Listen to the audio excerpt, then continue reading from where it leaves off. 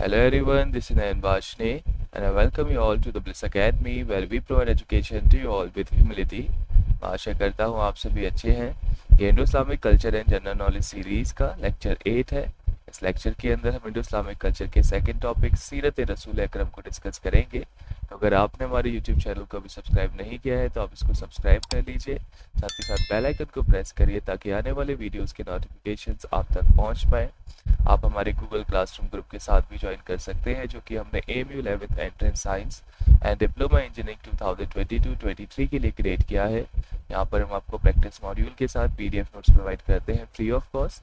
Group के साथ join करने के लिए आप सिंपली प्ले स्टोर या फिर एप्पल स्टोर से गूगल क्लासरूम ऐप को डाउनलोड कर लें और क्लास कोड के सेक्शन में जब आप इस कोड को टाइप करेंगे तो आप हमारे इस ग्रुप के साथ ज्वाइन कर जाएंगे, या फिर आप डिस्क्रिप्शन में मौजूद लिंक पर भी सिंपली क्लिक करके इस ग्रुप के साथ ज्वाइन कर सकते हैं। तो चलिए अब शुरू करते हैं।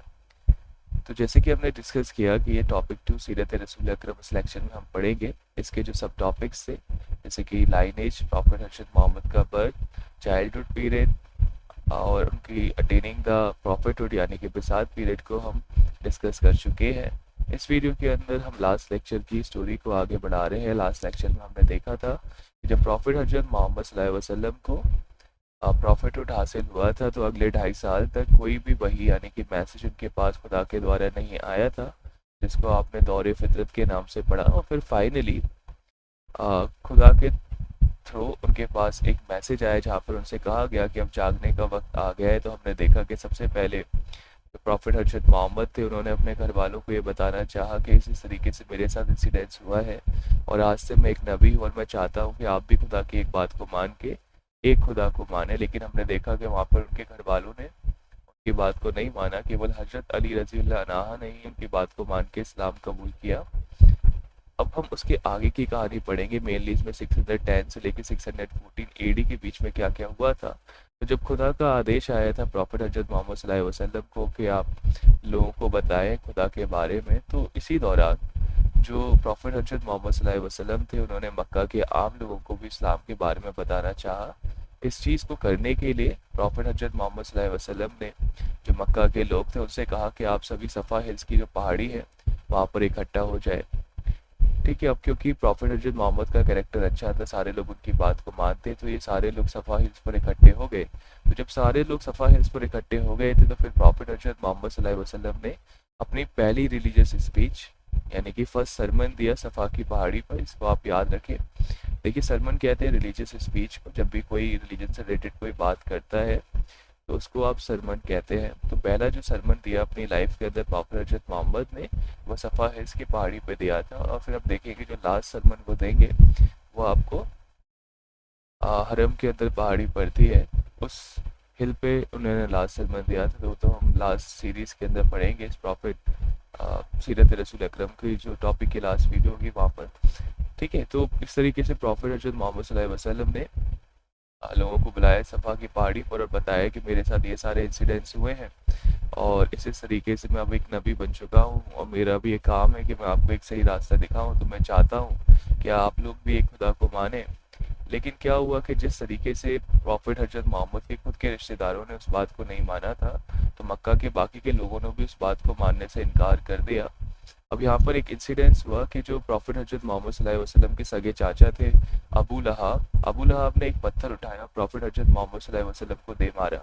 अब इंटरेस्टिंग बात यह है कि जो अबू लहाब जो कि इनके सगे चाचा थे, जब प्रॉफिट हज़रत मोहम्मद सल्लल्लाहु अलैहि वसल्लम का जन्म हुआ था यानी कि जब उनका बर्थ हुआ था तो ये वही अबू लहाब थे जिन्होंने इनकी बर्थ की खुशी में अपनी एक गुलाम को आज़ाद कर दिया था। और आज ये वही चाचा है जो कि इनको पत्थर मार रहे हैं। अब देखिए, इसके पीछे इकोनॉमिक रीजंस भी थे। आपने जैसे कि पढ़ा प्री अरेबिया वाले चैप्टर लेक्चर के अंदर कि जो मक्का का इलाका था वो आइडोलेट्रस था, यानी कि वहाँ पे मूर्ति पूजा होती थी और जो इनका व्यापार था वो उन्हीं लोगों से चलता था जो उन मूर्तियों की पूजा करने मक्का के अंदर आते थे। और आज यहाँ पे प्रॉफिट हज़रत मोहम्मद आपसे कह रहे थे कि आज तक जो आप करते आए हैं वो गलत है और एक खुदा को माने। लेकिन अगर ये एक खुदा को मानने लग जाते तो फिर वहाँ पे मूर्तियाँ नहीं रहती, जिसकी वजह से इनका व्यापार ख़त्म हो जाता था। इस वजह से भी इनकी जो ट्राइब थी कुरैश और जो इनके रिलेटिव्स थे वो इनके दुश्मन बन गए। ठीक है, अब जो अबू लहाब ने ये इंसिडेंस किया था, इसके बारे में कुरान के अंदर जिक्र आता है, सूरा लहाब यानी कि जो चैप्टर है लहाब करके, इसके अंदर इनका जिक्र आता है, जिसमें अबू लहाब और उनकी पत्नी के द्वारा किए गए कह सकते हैं दिक्कतें जो कि इन्होंने प्रॉफेट हज़रत मोहम्मद सल्लल्लाहु अलैहि वसल्लम की लाइफ में पैदा करी, उनके समय पे उनके बारे में जिक्र है और बताया गया है किस तरीके से इनकी इन हरकतों के लिए इनको पनिशमेंट आने वाले टाइम में मिलेगी। तो ये सूरह लहाब के अंदर लिखा हुआ है। अब देखिए हुआ क्या कि जो सारे लोग पहले मक्का के अंदर प्रॉफेट हज़रत मोहम्मद सल्लल्लाहु अलैहि वसल्लम को नबी बनने से पहले रिस्पेक्ट शो करते थे, उनसे प्यार करते थे, अब धीरे धीरे वही लोग उनके दुश्मन बनते जा रहे थे। जैसे कि यहाँ पर लिख भी रहा है, अबू लहाब दुश्मन बन गया था, यानी हज़रत मोहम्मद की खुद की ट्राइब कुरैश अब उनके जान की दुश्मन बन चुकी थी। अब देखिए क्योंकि अगर मोहम्मद साहब सबको यही बताते रहेंगे कि अगर एक खुदा को मानना है तो धीरे धीरे इस्लाम का प्रचार बढ़ता चला जाएगा और जो कुरैश ट्राइब जिससे उसका व्यापार चलता था पिलग्रिमेज से, वो ख़त्म हो जाएगा। तो कुरैश ट्राइब को ये सोचना था कि किस तरीके से प्रॉफेट हज़रत मोहम्मद सल्लल्लाहु अलैहि वसल्लम को इस्लाम के प्रचार करने से रोका जाए। तो जो कुरैश ट्राइब थी वो धीरे धीरे नए तरीके ढूंढ रही थी कि किसी तरीके से हम मोहम्मद को रोक दें कि वो इस्लाम का प्रचार ना करें। ठीक है,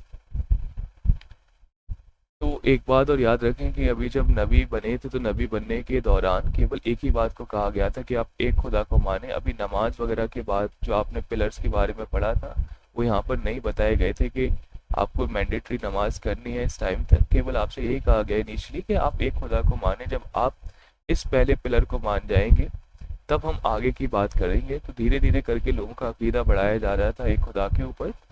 अब हज़रत मोहम्मद सल्लल्लाहु अलैहि वसल्लम ने लोगों को इस्लाम के बारे में बताना शुरू कर दिया है ना, क्योंकि वो नबी बन चुके थे। नबी का काम तो यही होता है कि लोगों को इस्लाम के बारे में या एक खुदा के बारे में बताए। तो हज़रत मोहम्मद जिसके साथ भी मिलते वो उनको एक खुदा के बारे में बताते। अब उस टाइम पे लोगों को अगर ये सारी बातें बतानी थी तो सबसे अच्छी जगह वही होती जहाँ पर बहुत सारे लोग एक साथ इकट्ठे होते, क्योंकि उस दौरान आप एक ही बात को बहुत सारे लोगों को एक बार में बता सकते हैं।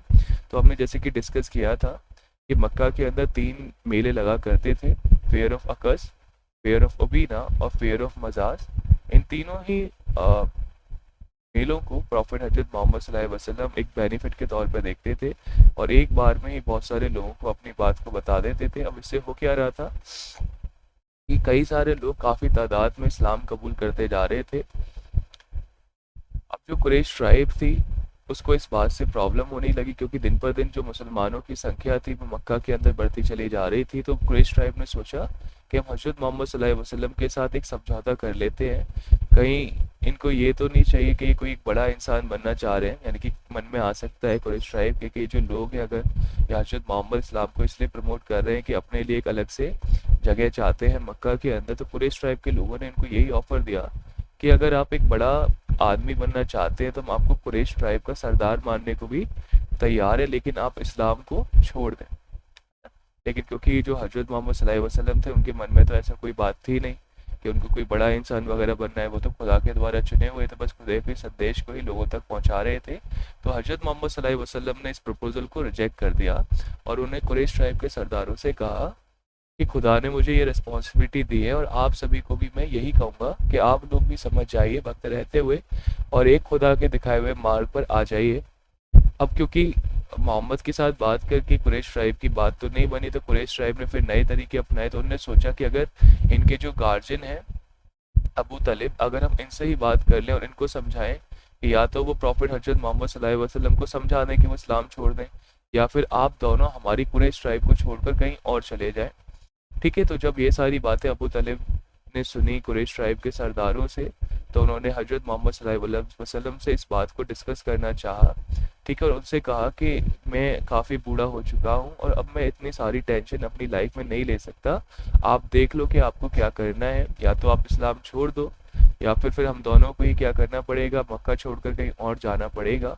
तो हज़रत मोहम्मद सल्लल्लाहु अलैहि वसल्लम ने रिप्लाई किया कि अगर ये लोग मेरे एक हाथ में सूरज और दूसरे हाथ में चांद को भी लाकर रख देंगे तो भी मैं इस काम को नहीं छोड़ूंगा। अब क्योंकि ये बात हज़रत मोहम्मद सल्लल्लाहु अलैहि वसल्लम ने काफ़ी कॉन्फिडेंस से कही थी, तो इस कॉन्फिडेंस को देख के अबू तालिब हज़रत मोहम्मद सल्लल्लाहु अलैहि वसल्लम की बात पर रजामंद हो गए और उन्होंने कहा कि अगर आप अपनी लाइफ में यही करना चाहते हैं तो मैं आपका साथ दूंगा। देखिए, लेकिन समझने वाली बात यहाँ पे ये है कि आपने फैक्ट्स के अंदर ये पढ़ा था कि केवल हजरत मोहम्मद सल्लल्लाहु अलैहि वसल्लम के दो ही चाचाओं ने इस्लाम कबूल किया था। तो जो अबू तलिब जो कि इनके गार्जियन थे, ये हजरत मोहम्मद सल्लल्लाहु अलैहि वसल्लम की हर बात में सपोर्ट करते थे, लेकिन इन्होंने कभी भी इस्लाम को कबूल नहीं किया। इस बात को आप याद रखें कि अबू तलिब ने इस्लाम को कबूल नहीं किया अपनी एंड लाइफ तक, यानी कि जब तक इनकी डेथ हो जाएगी तब तक इन्होंने इस्लाम को कबूल नहीं किया था। लेकिन क्योंकि इन्होंने छोटे से हजरत मोहम्मद सल्लल्लाहु अलैहि वसल्लम को पाला था अपने एक बच्चे की तरह, तो इसलिए उनकी हर सुख और दुख में उनका साथ देते थे।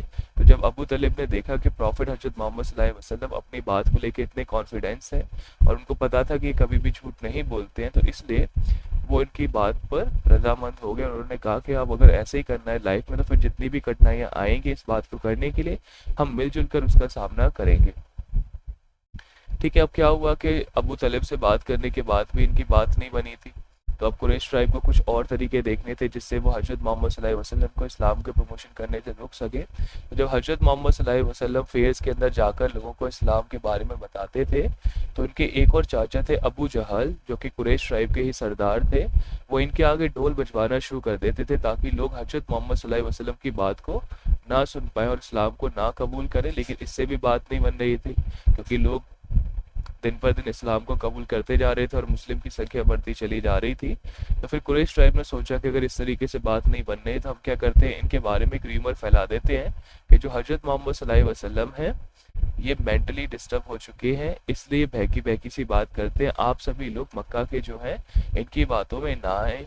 तो जब ये र्यूमर काफ़ी ज़्यादा फैली तो लोगों को काफ़ी सबको सुनने को मिला। तो मक्का के अंदर एक हजरत मोहम्मद सल्लल्लाहु अलैहि वसल्लम के दोस्त रहते थे, जमात बिन सलवा, जो कि पेशे से एक डॉक्टर थे। तो जब उनको ये बात पता चली तो उन्होंने सोचा कि एक बार मैं ज़रूर हजरत मोहम्मद सल्लल्लाहु अलैहि वसल्लम को मिलकर देखता हूँ क्या वो सच्ची में मेंटली डिस्टर्ब है, और अगर मैं किसी तरीके से उनकी मदद कर पाऊँ तो मैं उनकी मदद ज़रूर करूँगा। तो जब जमात बिन सलवा हजरत मोहम्मद से मिलने पहुँचे तो उन्होंने पाया कि ये तो बिल्कुल ठीक है। और जब हजरत जमात बिन सलवा ने हजरत मोहम्मद सल्लल्लाहु अलैहि वसल्लम से बात करी तो उनसे बात करने के बाद ये काफ़ी इम्प्रेस हुए थे और इसने भी वहाँ पर फिर इस्लाम को कबूल लिया था। ठीक है, यानी कि जब ये चेक करने आए तो हजरत मोहम्मद सल्लल्लाहु अलैहि वसल्लम से बातचीत करके काफ़ी इम्प्रेस हुए और इनको काफ़ी कॉन्फिडेंस फील हुआ हजरत मोहम्मद सल्लल्लाहु अलैहि वसल्लम की बातों पे। तो इनको लगा ये सच कह रहे हैं और उनकी बात सुनकर इन्होंने भी इस्लाम को कबूला। ठीक है, अब आप यहाँ पर देख रहे हैं कि कुरैश ट्राइब फिर से अपने मकसद में एक बार फेल हो चुकी है। तो अब क्योंकि इन्होंने बहुत बार कोशिश कर ली थी बिना किसी लड़ाई झगड़े के मोहम्मद को समझाने की, लेकिन हजरत मोहम्मद सल्लल्लाहु अलैहि वसल्लम तो मान ही नहीं रहे थे। तो अब क्या हुआ कि जो इनकी खुद की ट्राइब थी अब वो इनके जान की दुश्मन बन चुकी थी। अब क्या हो रहा था कि डेली की डेली किसी ना किसी को हजरत मोहम्मद सल्लल्लाहु अलैहि वसल्लम इस्लाम के बारे में बताते और उसमें से कोई ना कोई इस्लाम को एक्सेप्ट कर ले। तो धीरे धीरे मुसलमानों की संख्या कुरैश ट्राइब के अंदर बढ़ती चली है, मक्का के अंदर बढ़ती चली जा रही थी। तो अब कुरैश ट्राइब ने सोचा कि अगर बात से बात नहीं बन रही तो हमें क्या करना पड़ेगा, इन पर टॉर्चर करना पड़ेगा। तो कुरैश ट्राइब ने क्या किया, जिन लोगों ने इस्लाम कबूल किया था यानी कि जो मुसलमान थे उनको टॉर्चर करना शुरू कर दिया। अब ऐसा काफ़ी सारा जिक्र आता है 610 से 614 के बीच में कि काफ़ी सारे लोगों के ऊपर टॉर्चर किया गया। उसको डिस्कस करने से पहले हम एक बात को यहाँ पे डिस्कस कर लेते हैं। एक वर्ड होता है सहाबी। अभी आप बार बार सुनेंगे कि मोहम्मद ने सहाबी से डिस्कस किया तब इस लड़ाई के अंदर ये करा। तो सहाबी जो होते हैं, सहाबी उन लोगों को कहते हैं जिन्होंने हजरत मोहम्मद सल्लल्लाहु अलैहि वसल्लम के सामने रहते हुए इस्लाम को कबूल किया था। ठीक है, यानी कि एक तरीके से उनके कंपेनियंस कह सकते हैं जिन्होंने इस्लाम को कबूल किया और हजरत मोहम्मद सल्लल्लाहु अलैहि वसल्लम को इस्लाम को प्रमोट करने में मदद किया। ऐसे लोगों को सहाबी कहते हैं। अब हम एक एक करके बात करते हैं कैसे किन किन लोगों के ऊपर टॉर्चर किया गया था। टॉर्चर तो बहुत सारे लोगों के ऊपर किया गया था, उसमें से जो इम्पोर्टेंट है एग्जाम पर्पज से हम उसको डिस्कस करेंगे। तो यहाँ पर आपको पहला नाम दिख रहा है हजरत बिलाल हबशी का। हजरत बिलाल हबशी बेसिकली गुलाम थे अबिसीनिया के अंदर। जब उनको पता चला कि हजरत मोहम्मद सल्लल्लाहु अलैहि वसल्लम एक नबी के तौर पे अर्थ पर आए हुए हैं तो उन्होंने उनसे एक बार मिलने को चाहा। जब ये उनसे मिले तो उन्होंने इस्लाम को कबूल कर लिया। अब क्योंकि ये बाहर से आए थे और एक गुलाम थे तो एक पर्सन से दूसरे पर्सन को बिकते रहते थे। तो ऐसे बिकते बिकते कुरैश ट्राइब के अंदर पहुंचे। जब उनको भी पता चला कि ये भी एक मुसलमान है तो इनको पनिश करने के लिए कुरैश ट्राइब के लोगों ने इनको मक्का की गर्म रेत पर लेटा दिया था और इनके ऊपर एक भारी सा पत्थर रख दिया और कहा कि तुम इस्लाम को छोड़ दो। लेकिन क्योंकि इनने इस्लाम कबूल कर लिया था और ये बिल्कुल कॉन्फिडेंस से उनकी बातों को लेके, तो इन्होंने कहा कि मैं इस्लाम को नहीं छोड़ूंगा। अब इम्पोर्टेंट इसलिए था ये, बिलाल हबशी जो है, ये इस्लाम के अंदर पहले मुजीन थे। मुजीन ऐसे पर्सन को कहते हैं जो कि अजान यानी कि प्रेयर, जिसको सलाह भी हम कहते हैं, उसको रिसाइट करता है। तो इस्लाम के अंदर हजरत बिलाल हबशी पहले मुजीन थे, यानी कि इन्होंने पहली बार प्रेयर पढ़ी थी जब अजान पढ़ने को कहा गया था। और ये पहले गुलाम भी थे इस्लाम के अंदर जिन्होंने पहली बार इस्लाम को एक्सेप्ट किया, इसलिए हजरत बिलाल हबशी एग्जाम पर्पज से इम्पॉर्टेंट है। इसके बाद जो दूसरी इम्पॉर्टेंट चीज़ हमें पढ़नी है वो है हजरत अबू बकर के बारे में। हजरत अबू बकर रज़ियल्लाहु अन्हु, आपने देखा कैलिफेट पीरियड के अंदर हम इनको पढ़ेंगे, यानी कि खलीफे राशिदीन के अंदर। तो हजरत अबू बकर को एक बार जो लोग थे मक्का के, उन्होंने पकड़ लिया और इतना मारा कि वो बेहोश हो गए, और तब छोड़ा जब उनको लगा कि अब ये ख़त्म हो चुके हैं। लेकिन फिर इनमें भी सांस रह गई थी, तो इनके घर वाले किसी तरीके से इनको वहाँ से बचाकर वापस घर पर उठाकर लाए। लेकिन जब इनको होश आया तो इन्होंने फिर पूछा कि हजरत मोहम्मद सल्लल्लाहु अलैहि वसल्लम कहाँ पर हैं। ठीक है, अब क्योंकि इनके घर वालों ने तो इस्लाम कबूल नहीं किया था, तो इनको ये लग रहा था कि क्या बेवकूफ़ इंसान है जिसकी वजह से इसको इतना मारा लोगों ने, तब भी ये उसी पर्सन के बारे में पूछ रहे कि वो कहाँ पर है। ठीक है, तो अब क्योंकि घर वाले उनको मोहम्मद से नहीं मिला रहे थे, तो इन्होंने क्या जिद कर ली कि जब तक आप मुझे नहीं मिलाएंगे मैं भूख हड़ताल पर बैठ जाऊंगा।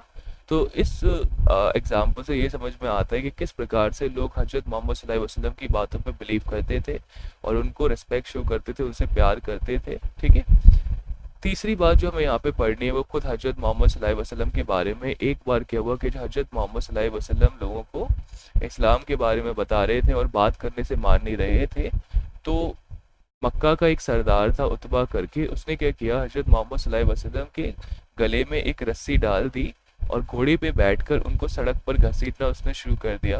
तो फिर वहाँ पर किसी तरीके से लोगों ने हजरत मोहम्मद सल्लल्लाहु अलैहि वसल्लम की जान बचाई थी उतबा से। लेकिन इस दौरान जो हजरत हारिस अबी हकला थे, जो कि स्टेप सन थे यानी कि सौतेले बेटे थे प्रॉफिट हजरत मोहम्मद सल्लल्लाहु अलैहि वसल्लम के, उनकी जान चली गई। तो यहाँ पर हारिस अबी हकला इसलिए इम्पॉर्टेंट है कि अगर आपसे पूछे कि इस्लाम के अंदर पहला मैन मार्टियर कौन है, यानी कि पहला ऐसा आदमी कौन है जो कि शहीद हुआ इस्लाम के प्रमोशन के अंदर, तो वो हजरत हारिस अबी हकला थे, जो कि स्टेपसन यानी कि सौतेले बेटे थे प्रॉफिट हजरत मोहम्मद सल्लल्लाहु अलैहि वसल्लम के। और ऐसे ही अगर आपसे पूछे कि इस्लाम के अंदर पहली कौन सी औरत थी जो कि शहीद हुई, तो वो हजरत सुमैया रज़ियल्लाहु अन्हा थी। ठीक है, ये यहाँ पर आपकी शहीद हुई। इसके बाद क्या हुआ कि जब ये टॉर्चर बढ़ता चला जा रहा था मुस्लिम्स के ऊपर, तो जो हजरत मोहम्मद सल्लल्लाहु अलैहि वसल्लम थे उनको अच्छा नहीं लग रहा था, क्योंकि उनकी वजह से लोगों के ऊपर क्या हो रहा था, इतना टॉर्चर हो रहा था। तो हजरत मोहम्मद सल्लल्लाहु अलैहि वसल्लम ने चाहा कि जो मुस्लिम्स जिन्होंने इस्लाम को कबूल किया है वो मक्का को छोड़कर कहीं ऐसी जगह जाकर बस जाएं जहाँ पर उन पर टॉर्चर ना हो। अब देखिए एक बात समझिए आप कि अभी मोहम्मद को जाने को नहीं कहा गया, यानी कि हजरत मोहम्मद सल्लल्लाहु अलैहि वसल्लम जो हैं उनको जाने को खुदा ने नहीं कहा है, और आपने पढ़ ही रखा है पहले कि नबी अपनी मर्जी से कुछ भी नहीं करते थे। तो क्योंकि उनको अलाउ नहीं किया गया था, लेकिन दूसरे लोगों से तो कह सकते थे कि वो कहीं और जाके बस जाए। तो फिर हजरत मोहम्मद सल्लल्लाहु अलैहि वसल्लम ने क्या कहा कि ये जो लोग मक्का के थे, देखिए आपको यहाँ पर मक्का दिख रहा है सऊदी अरेबिया के अंदर, तो जो हजरत मोहम्मद सल्लल्लाहु अलैहि वसल्लम थे उन्होंने मक्का में जिन मुसलमानों ने इस्लाम कबूल किया था उनसे कहा कि आप मक्का छोड़ के आप इथोपिया और ये जो इरिटेरिया का इलाका है, इसको पहले के टाइम में एबिसीनिया कहते थे, यानी कि इस वाले एरिया में जाकर इनसे कहा कि आप यहाँ पर जाकर बस जाएं। तो अब क्योंकि हजरत मोहम्मद सल्लल्लाहु अलैहि वसल्लम एक नबी थे और जिन लोगों ने जो लोग मुसलमान बने थे उनको नबी की बात भी माननी होती थी, तो उन लोगों ने हजरत मोहम्मद सल्लल्लाहु अलैहि वसल्लम की बात को माना और 615 एडी के अंदर पहली बार वो मक्का से इथोपिया या फिर इटेरिया या फिर इसको एबिसीनिया हम कहें, इस वाले इलाके में जाकर बस गए। ठीक है, तो यहाँ पर यही लिख रहा है कि अब धीरे धीरे क्या हो रहा था कि जो कुरैश ट्राइब के लोग थे या फिर जो मक्का के लोग थे उनका टॉर्चर ज़्यादा हो रहा था। तो हजरत मोहम्मद सल्लल्लाहु अलैहि वसल्लम ने देखा नहीं गया उन पर, और उन्होंने मुसलमानों से कहा कि अब आप यहाँ से कहीं और चले जाएं और वहाँ पर सुकून से रहें। तो 615 एडी के अंदर जो मुस्लिम्स थे, जिसके अंदर 11 आदमी और 4 औरतें शामिल थीं, जिसके अंदर हजरत उस्मान भी थे और उनकी एक वाइफ थी, यानी कि प्रॉफिट हजरत मोहम्मद की एक वाइफ थी रुकैया बिन मोहम्मद, वो भी हजरत मोहम्मद के बिना माइग्रेट हो गई हबशा यानी कि एबिसीनिया के लिए। ठीक है, एबिसीनिया को हबशा भी कहते थे पहले के टाइम में, और प्रेजेंट टाइम में इसको इथोपिया या फिर हम इटेरिया का इलाका कह सकते हैं। अब जो हबशा था, हबशा का एक राजा था उस टाइम पे नज्जाशी करके, जो कि बाई रिलीजन एक क्रिश्चियन था। ठीक है, अब देखिए, जब मक्का के लोग नज्जाशी के पास जाके बस गए, ठीक है, तो जो मक्का की कुरैश ट्राइब थी, उन लोगों को लगा कि अगर इस तरीके से सारे लोग मक्का से माइग्रेट हो गए तो हमारे पास तो यहाँ पर कोई बचेगा ही नहीं, और जो हमारा ट्रेड है वो इससे बिगड़ जाएगा। तो कुरैश ट्राइब के लोग, या कह सकते हैं मक्का के लोगों ने सोचा कि हम क्या करें, जो लोग हमारी कबीले से नज्जाशी के पास जाके बस गए हैं, हम नज्जाशी से जाके कहेंगे कि हमारे यहाँ से कुछ लोग आपके पास आ गए हैं, और इनके जो रिलेटिव्स या इनके पेरेंट्स हैं उनने हमें इनको वापस लेने को भेजा है, और जब एक बार हम इनको वापस ले आएंगे तो फिर इन पे बहुत ज़्यादा टॉर्चर करेंगे ताकि दोबारा से ये ऐसा काम करने की ना सोचें। तो यहाँ पर भी यही लिख रहा है कि अब मक्का वालों को ये पसंद ही नहीं आया, तो उन्होंने अपना एक डेलीगेशन नज्जाशी के दरबार में भेज दिया और बताया कि हमारे यहाँ के कुछ लोग आपके यहाँ पर आकर रह रहे हैं, हम उनके घर वालों ने लेने भेजा, यानी कि उनके घर वालों ने हमें इनको लेने भेजा है। अब देखिए, नज्जाशी एक राजा था, वो ऐसे किसी की बातों पर भी विश्वास नहीं कर लेता था। तो नज्जाशी ने क्या करा कि नज्जाशी ने कहा कि मैं सबसे पहले जो मुस्लिम्स हमारे यहाँ पर आकर रह रहे हैं उनसे पूछना चाहूँगा, क्या आप लोग जो कि मक्का से आए हैं और कह रहे हैं कि उन लोगों के पेरेंट्स ने हमको इनको लेने भेजा है, तो एक बार मैं उनसे पूछना चाहता हूँ, क्या सच्ची में ये जो आप इनको लेने आए हो, कि आप सही कह रहे हो या नहीं कह रहे हो? और अगर वो कहेंगे कि हाँ आप सही कह रहे हो, तो मैं इन मुस्लिम्स को आपके साथ वापस भेज दूंगा। तो जब नज्जाशी ने मुस्लिम्स के उस डेलीगेशन को अपने पास बुलाया था, तो उस डेलीगेशन के अंदर हजरत जफर बिन अबू तलिब थे। ठीक है, हजरत जफर जो थे अबू तलिब के बेटे थे। तो उन लोगों ने उस टाइम पे जो 11 मुस्लिम्स अभी आपने देखा कि माइग्रेट करे थे अबिसीनिया यानी कि हबशा के लिए, उनका रिप्रेजेंटेशन किया नज्जाशी के सामने, और नज्जाशी को बताया कि मक्का के अंदर जो हजरत मोहम्मद सल्लल्लाहु अलैहि वसल्लम हैं, उनको खुदा ने हमारे लिए एक नबी के तौर पर भेजा है, और ये जो लोग हमको लेने आए हैं, ये मक्का के अंदर हम पर काफ़ी टॉर्चर कर रहे थे। तो हमारे जो नबी हैं उन्होंने कहा कि आप एक ऐसे देश में जाकर बस जाइए जहाँ पर आप पर कोई टॉर्चर ना करे, इसलिए हम आपकी शरण में आए हैं, और आप हमें अपनी शरण के अंदर रख लीजिए। तो नज्जाशी ने इनकी बात को सुनकर उनकी बात को मान लिया, और जो मुस्लिम डेलीगेशन वहाँ पर आया था उनको वहाँ पर रुकने की इजाज़त दे दी। ठीक है, तो अब हुआ क्या कि जब 2 महीने बीते तो इन मुस्लिम्स को लगा कि अब मक्का के अंदर सब कुछ ठीक हो गया होगा। तो मुस्लिम्स ने क्या किया, ये वापस मक्का लौट कर आ गए, लेकिन इन्होंने पाया कि वहाँ पर कोई भी कंडीशन सही नहीं थी। तो हजरत मोहम्मद सल्लल्लाहु अलैहि वसल्लम थे, उन्होंने एक बार दोबारा से एडवाइस किया कि आप वापस हबशा ही यहाँ से चले जाएं। ठीक है, तो लेकिन जब दूसरी माइग्रेशन हुई, तो उस दूसरी माइग्रेशन के अंदर 101 मुस्लिम्स गए थे मक्का से हबशा की तरफ, यानी कि एबिसीनिया की तरफ, जिसमें 83 मैन और 18 वुमेन शामिल थी। अब क्योंकि पहली बार केवल थोड़े से लोग गए थे, अब बहुत सारे लोग चले गए, तो एक और बार मक्का से डेलीगेशन गया नज्जाशी के पास, और अब की बार उसने नज्जाशी को भड़काने की कोशिश करी, क्योंकि अभी हमने पीछे पढ़ा कि नज्जाशी बाई रिलीजन क्रिश्चियन था। तो इन लोगों ने उनसे नज्जाशी से जाके कहा कि आपके यहाँ पे ये जो लोग बस के आ रहे हैं, बसने आ रहे हैं, एक बार आप इनसे ये पूछ लीजिए कि इनके जो नबी हैं हजरत मोहम्मद सल्लल्लाहु अलैहि वसल्लम, वो आपके नबी हजरत ईसा अलैहिस्सलाम यानी कि जीसस क्राइस्ट के बारे में क्या सोचते हैं, या फिर उनका ईसाई धर्म को लेकर क्या विचार है। तो एक बार फिर नज्जाशी ने क्या किया कि जो लोग मुसलमान हबशा आकर बसे थे उनको अपने दरबार में बुलाया, और एक और बार फिर से जो हजरत जफर बिन अबू तलिब थे उन्होंने मुसलमानों को रिप्रेजेंटेशन नज्जाशी के सामने करा। तो इन्होंने बताया कि हम आपके रिलीजन के बारे में केवल उतना ही जानते हैं जितना हमारे नबी ने हमको बताया है। उन्होंने बताया है कि आपके नबी जो थे हजरत ईसा अलैहिस्सलाम, वो भी खुदा के द्वारा भेजे हुए एक नबी थे, और उन पर भी एक बुक नाजिर हुई थी जिसका नाम था इंजील या फिर बाइबल।